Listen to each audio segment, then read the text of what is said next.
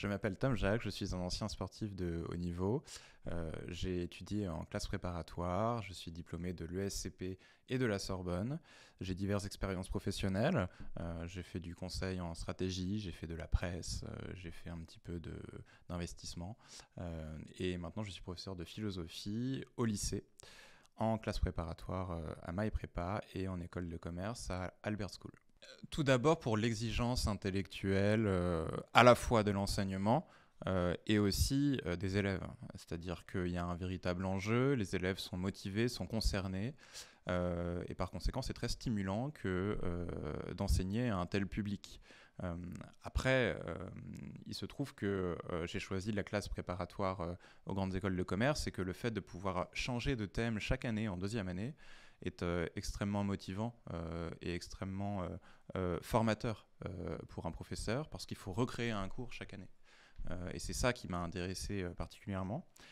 Et enfin, j'ai eu l'opportunité d'être professeur en classe préparatoire chez MyPrépa.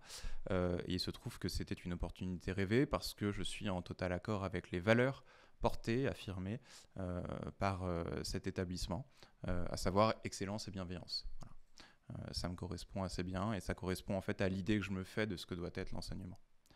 C'est difficile de n'en donner que 3, mais s'il faut choisir, je dirais que dans un premier temps, c'est une certaine rencontre avec un sujet, et en l'occurrence, il faut s'étonner du sujet qu'on a sous les yeux. Il n'a pas été choisi par hasard, il a été choisi parce que les concepteurs ont une certaine idée derrière la tête, qu'ils considèrent qu'il est riche de problématisations possibles. Et donc, il faut en fait, dans un premier temps, rendre possible une rencontre, rendre possible le fait d'être surpris par le sujet qu'on a sous les yeux, se rendre disponible, quelque part se déprendre de soi de façon à faire un véritable effort d'attention, mais c'est là qu'il faut faire précisément attention. L'effort d'attention n'est pas une crispation, c'est pas non plus une projection de tout ce qu'on croit savoir sur le sujet à partir de ce qu'il nous rappelle. C'est au contraire une sorte d'oubli volontaire de tout ce qu'on a pu incorporer comme savoir dans l'année, de façon à se laisser surprendre, laisser le sujet nous parler, tout simplement. Ça, c'est le premier temps de la lecture. Il y a un regard naïf qui est nécessaire. Ensuite, je dirais qu'en deuxième clé, il faut penser à partir du sujet et non pas à propos de lui. Le grand risque, c'est, comme je l'ai dit, de projeter des connaissances, de vouloir se rassurer, de construire un plan porte-manteau où on va essayer de faire passer son argumentation par les auteurs qu'on pense maîtriser, alors qu'il faut simplement se plonger dans le sujet et puis penser tout ce qu'on peut penser à partir du sujet. Vraiment l'habiter de A à Z, le presser, je dirais, comme un citron dont on veut extraire tout le jus. Voilà. Il faut qu'il n'y ait plus aucune goutte possible, il faut penser le sujet jusqu'au bout, le déplier jusqu'au bout. Et c'est simplement après cet effort où il s'agit vraiment d'habiter un champ de problématisation possible qu'on peut espérer construire un axe de développement, une problématique qui soit vraiment pertinente. Et ensuite, dans le temps de la rédaction, il faut absolument argumenter sans relâche. Aucune phrase ne doit être gratuite, il ne peut pas y avoir de flottement. Il faut écrire clairement parce que, ça c'est vraiment la clé, il faut se faire comprendre de son lecteur, il faut réussir à convaincre son lecteur. C'est un exercice d'argumentation, la dissertation, ce n'est pas une récitation de cours. Et donc, évidemment, il faut mobiliser des connaissances, mais les connaissances doivent servir une argumentation et une finalité qui est de convaincre le lecteur, le correcteur, du fait que ce qu'on dit, ça tient la route et que ça peut constituer une réponse à un problème qui est pertinent. Voilà. C'est-à-dire qu'il faut distinguer ce qui relève de la forme de l'introduction, qui obéit à des codes, à des normes académiques, et sa pertinence, son fond, son contenu. Il se trouve que la qualité de son contenu dépend essentiellement de la qualité du travail de réflexion au brouillon de l'élève. Et il n'y a pas, quand bien même on maîtrise la méthode de l'introduction, possibilité de faire une bonne introduction si on n'a pas pensé de façon qualitative avant cela au brouillon. Voilà. Ensuite, sur la forme, elle est connue de quasiment tous les élèves parce qu'on la rabâche depuis longtemps, déjà quand ils sont en classe prépa. Mais grosso modo, il faut une accroche qui n'a pas forcément besoin d'être référencée. D'ailleurs, ce n'est pas forcément pertinent parce que lorsqu'il y a une référence en accroche, très souvent, elle est vraiment de l'ordre du name dropping. du remplissage, et elle peut être assez maladroite, mais il faut une entrée en matière, une accroche qui peut être donc référencée ou imaginée, qui vise à montrer la pertinence de l'intitulé du sujet, le fait que le sujet est une question qui, vaut le coup d'être interrogée. Ensuite, il faut construire une problématisation, et donc il faut monter en tension en mettant en relation les termes du sujet de façon unifiée dans un mouvement organique. Et c'est là qu'il y a une difficulté, c'est que très souvent on dit qu'il faut définir les termes du sujet dans l'introduction, ce qui est partiellement vrai, en ce sens qu'il faut évidemment circonscrire le sens de la question qu'on a à problématiser, mais qu'il ne faut surtout pas s'enfermer dans des définitions closes et déjà rigidifier le champ de réflexion possible. Donc il faut procéder plutôt par mise en tension que par cloisonnement et définition indépendantes les unes des autres. Sinon, on fait une liste de courses. Le moment de problématisation, c'est un moment organique, unifié, qui permet petit à petit d'amener un moment précis, qui est la fin de l'introduction, qui est le moment de la formulation d'une problématique. Et la problématique, il ne faut pas que ce soit simplement une question qui donne lieu à une alternative possible un peu molle et un peu descriptive à partir de l'intitulé du sujet, mais il faut plutôt que ce soit aporétique, il faut que cela montre une urgence de développement.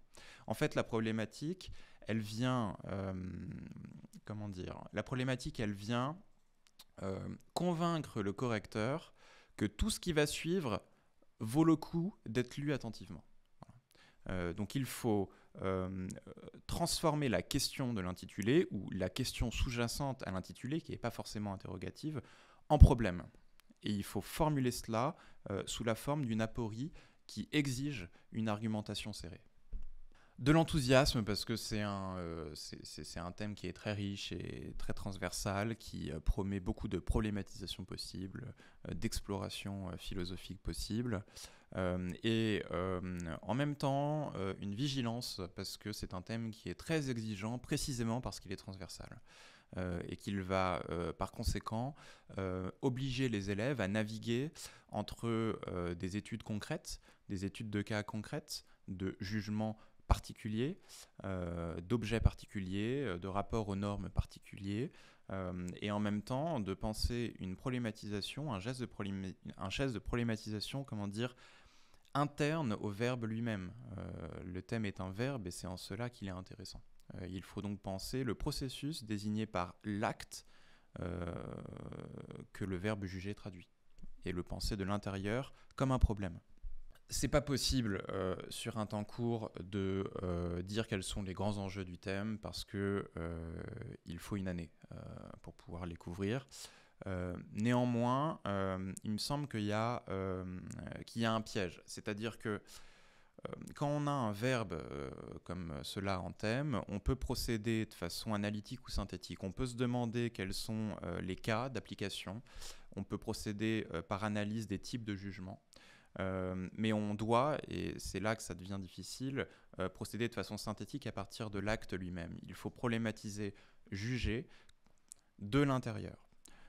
Et donc il faut partir, en fait, à mon sens, c'est ce que je conseille à mes élèves, de ce que ça veut dire tout simplement que de juger quelque chose. Juger quelque chose, ou juger un objet, plus précisément, c'est en dire quelque chose à partir ou relativement à une norme qu'on choisit. D'accord ? Donc, en fait, dans la pratique du jugement et dans le verbe juger lui-même, il y a 3 éléments conceptuels.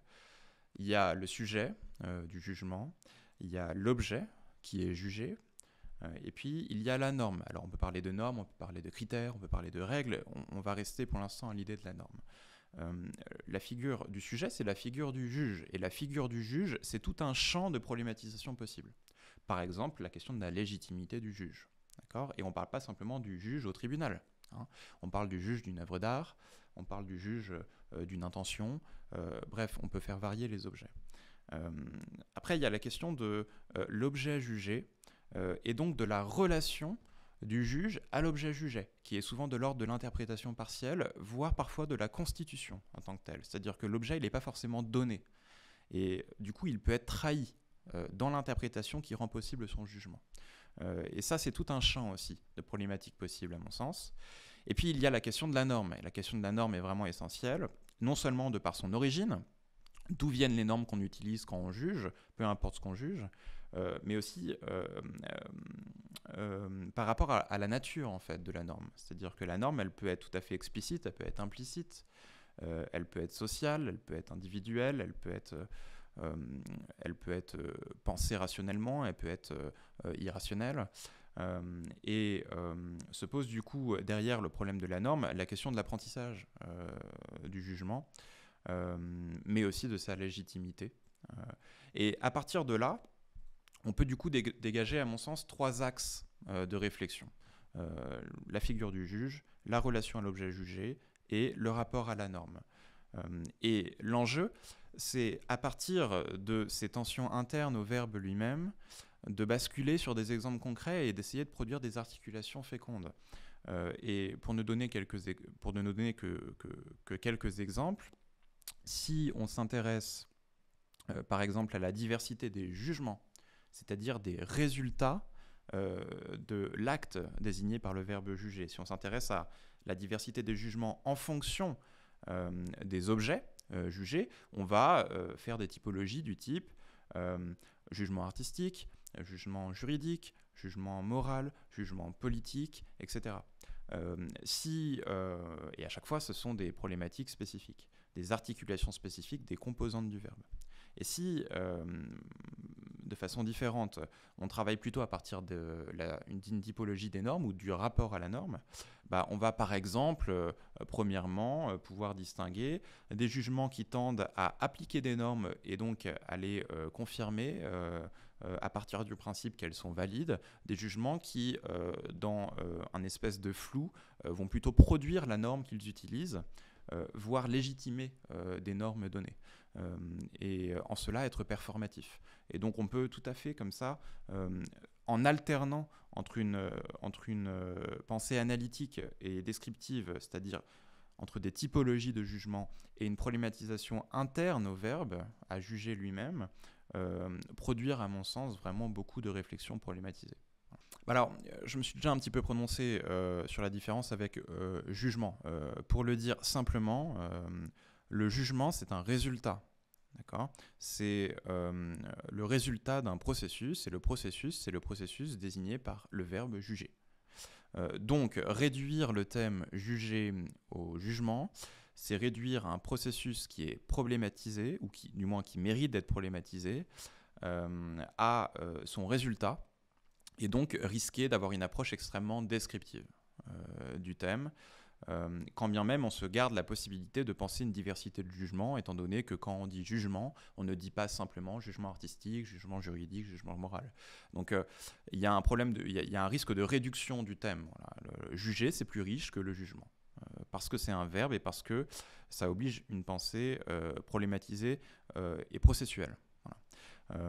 Après, la justice, c'est un peu différent. La justice, c'est un champ normatif, c'est un domaine de réflexion, et c'est pour le coup beaucoup plus réducteur que le verbe juger.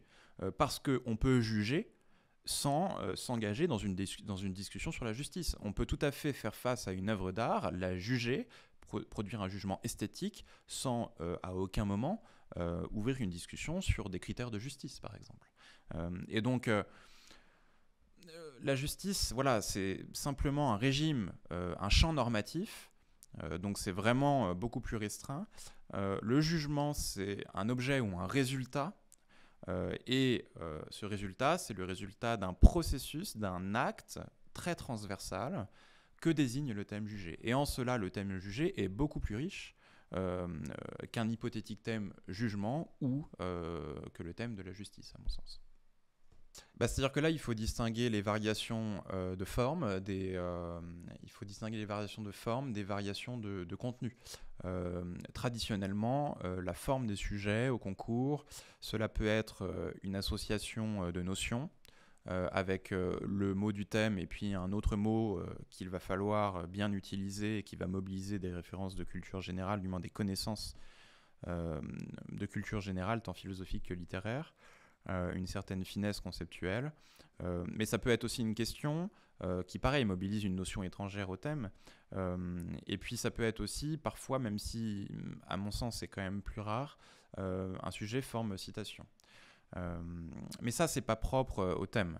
C'est de manière générale la variation possible sur tous les thèmes. Et puis après, il y a la question du contenu. Et là, le contenu, en fait, on peut penser des sujets à partir des typologies, et on peut faire des typologies selon les objets des jugements, selon le rapport à la norme, selon les normes, selon les relations à l'objet jugé.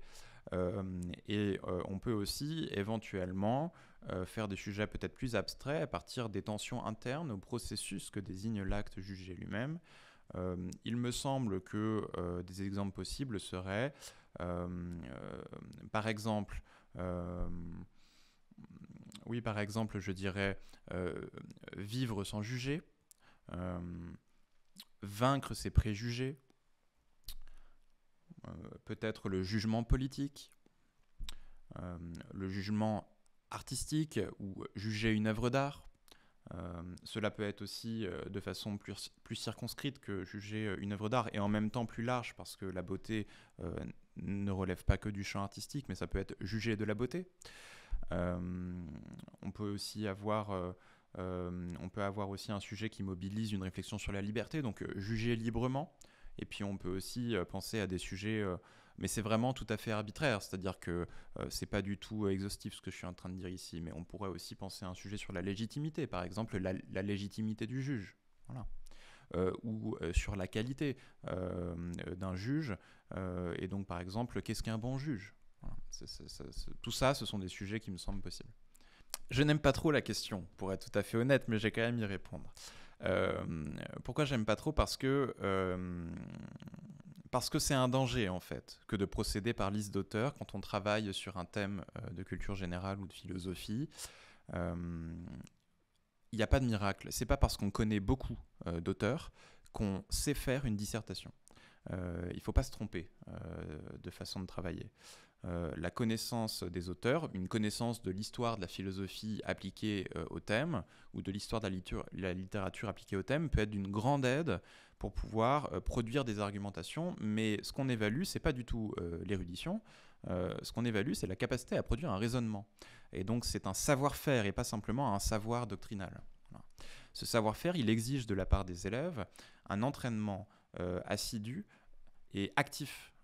Il ne faut pas simplement se contenter d'apprendre des théories, des thèses d'auteurs, il faut vraiment pratiquer la dissertation, c'est-à-dire pratiquer le geste de problématisation et la construction de plans, et puis apprendre en fait à avoir un rapport aux auteurs qui a un rapport d'utilisation et non pas un rapport d'exposition.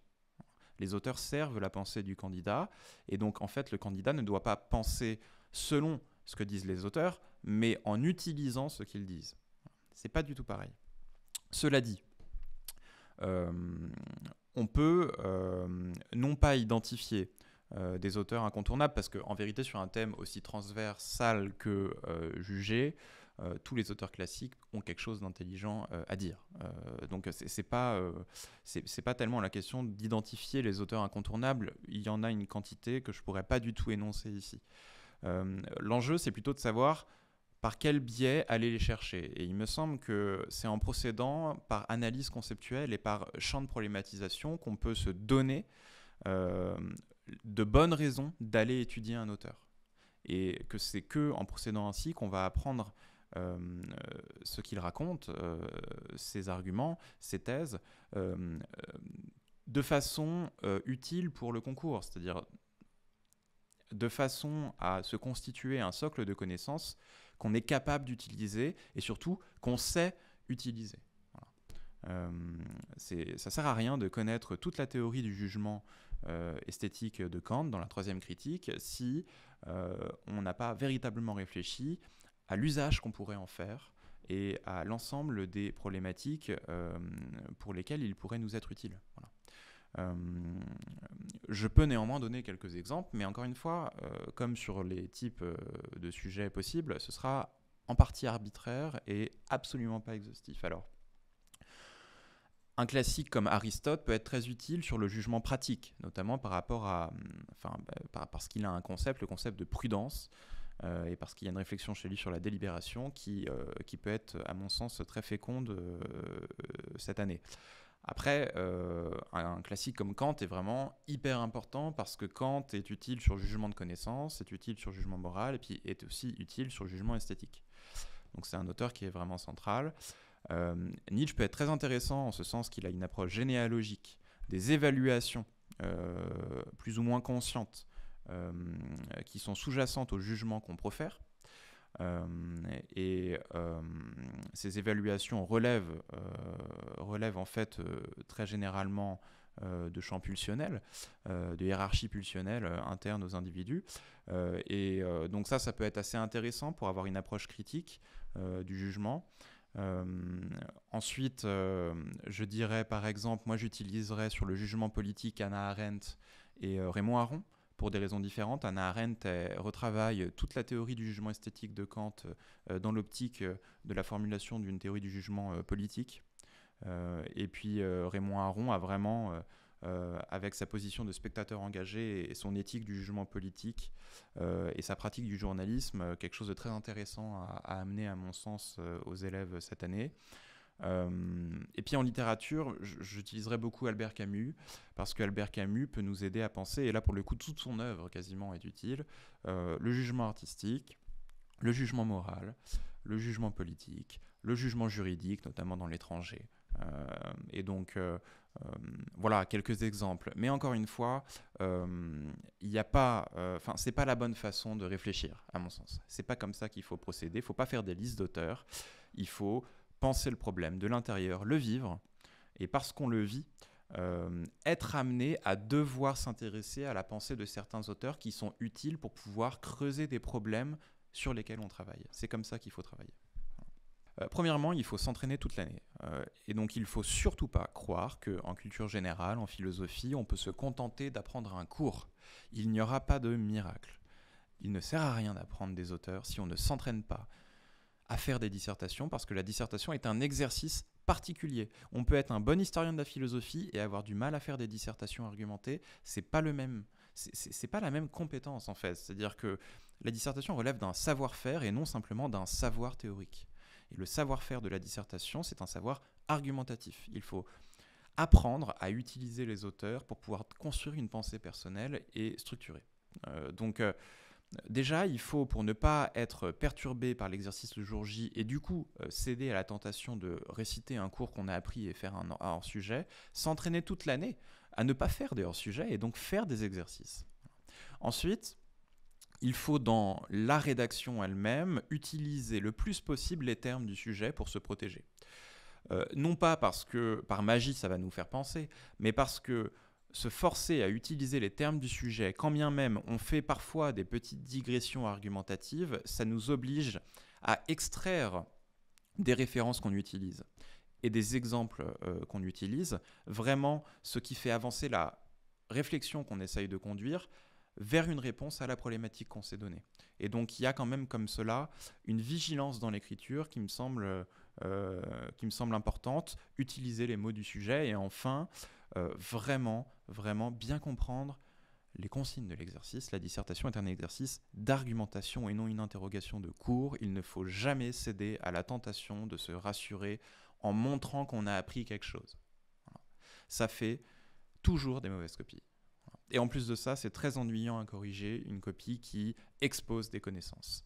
Parce que c'est un refus d'obstacle, c'est un refus d'exercice. Il s'agit de construire une problématique, de chercher à formuler une réponse à cette problématique et de le faire en mobilisant une culture philosophique, littéraire, artistique, de sciences humaines qui est appropriée, qui est presque incorporée et qui, quelque part, ne vient jamais arrêter, lorsqu'elle est mobilisée, le geste de la personne qui est en train d'écrire. Il s'agit d'un geste personnel d'argumentation.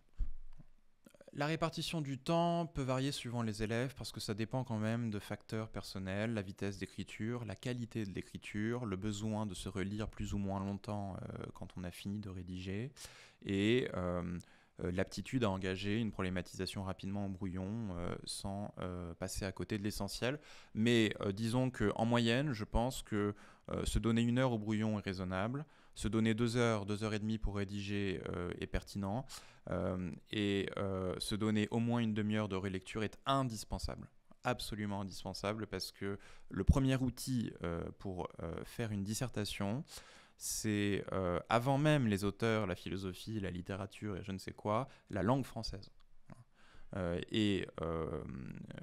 un niveau prépa, une copie avec des fautes, c'est une mauvaise copie. Ça peut pas avoir une bonne note. Il faut absolument soigner la forme. C'est une politesse pour le correcteur. Ça va de soi. Simplement, souvent, c'est laissé de côté. Or, de même qu'on cloisonne 1 heure en fait sur son temps de travail pour le brouillon, et c'est à raison qu'on le fait, il faut vraiment bloquer une demi-heure en fait à la fin de l'exercice pour se relire. C'est vraiment, à mon sens, nécessaire, parce que même ceux qui pensent ne pas faire de faute en font, et on peut toujours améliorer ses formulations. En fait, c'est la 4e clé des 3 clés de la bonne dissertation que j'ai évoquée tout à l'heure. La copie moyenne est une copie... Alors, je vais prendre aussi la mauvaise copie. Il y a la mauvaise copie, la copie moyenne, puis il y a l'excellente copie. La mauvaise copie manque de connaissances et de capacité à problématiser. Elle ne joue pas le jeu de l'exercice, et donc elle a une mauvaise note. La copie moyenne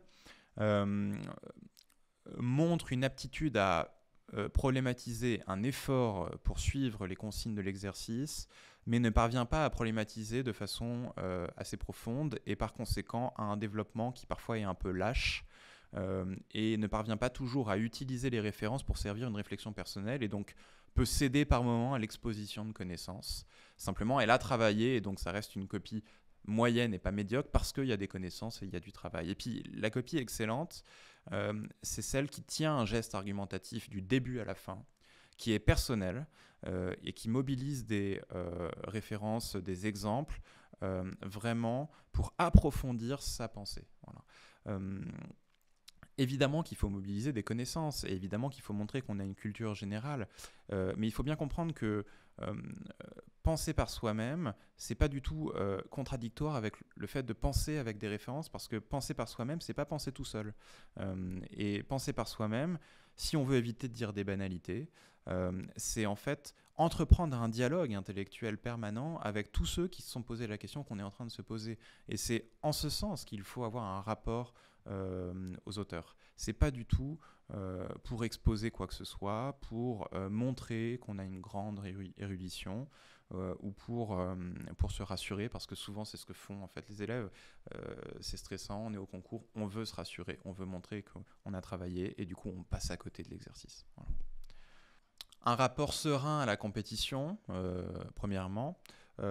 Et en fait, ce rapport serein, il s'est manifesté par une aptitude à segmenter les progrès, parce que la prépa, c'est un marathon. Il faut s'organiser et il faut prendre du plaisir en travaillant, alors qu'en général, on part de très loin. Et donc, il faut réussir à prendre du plaisir en passant de 8 de moyenne à 10 de moyenne, puis ensuite en passant de 10 à 12, etc. etc. Cela implique une distinction entre des objectifs de résultats qui dépendent de facteurs qu'on ne maîtrise pas. Le sujet qui va tomber le jour du concours, est-ce qu'on va être en forme, est-ce qu'on sera un peu malade. Il y a plein de facteurs aléatoires au concours. On peut réduire ces facteurs en travaillant, mais ils existent quand même. Et puis il y a ce qu'on maîtrise. Et ce qu'on maîtrise, c'est l'hygiène de vie, c'est la rigueur de travail, et c'est le fait de bien s'organiser de façon tous les jours à progresser dans toutes les matières. Et cela, cette distinction entre objectif de résultat et objectif de moyens, qui est une distinction qu'on peut étudier d'ailleurs avec le stoïcisme, la métaphore de l'archer sur l'importance du geste et le fait de se concentrer sur la technique du geste et de ne pas être trop absorbé par l'objectif de résultat, par la cible. En vérité, cette distinction, c'est très connu des sportifs de haut niveau. C'est-à-dire qu'un sportif de haut niveau, en vérité, finit toujours par rejoindre le niveau de performance que le système qu'il a mis en place, que le processus qu'il a mis en place au quotidien lui permet d'atteindre. Alors il peut partir de plus ou moins loin, il peut avoir plus ou moins de talent, mais au fond, sur le long terme, on atteint toujours le niveau où on chute au niveau du processus qu'on met en place. Et ce processus, c'est vraiment, cela relève de la rigueur quotidienne en fait, et d'une segmentation et d'un rapport au présent, non pas d'une perdition dans des objectifs lointains. Et c'est ça qui m'a servi en prépa, c'est que ça m'a permis vraiment de m'organiser de façon à tous les jours avoir des objectifs précis, limités, hein, mais précis, et donc de trouver une satisfaction dans tous les petits progrès possibles au quotidien.